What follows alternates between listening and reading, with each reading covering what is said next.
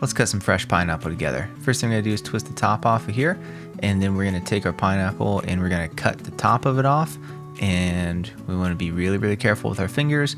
Turn it around, cut the bottom of it off, and it's really important that we do this because we need a flat base so we can trim off the sides.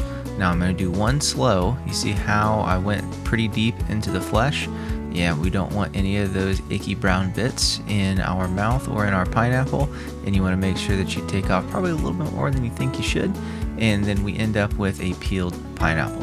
So we're going to cut that in half through the core, and we should be able to see what's in there, and you can actually tell the distinction between the flesh and the core just by looking at it.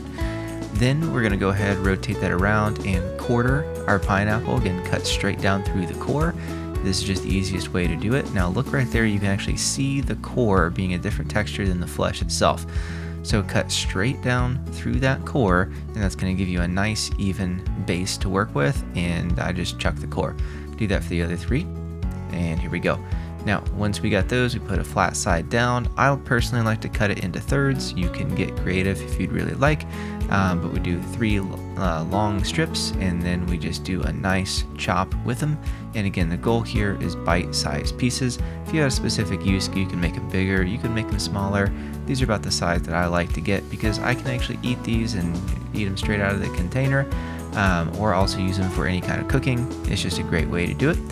And once we've got those, we just make sure we get the other 3 quarters done, and then we put it in a bowl here. So we're just going to finish this up really quick.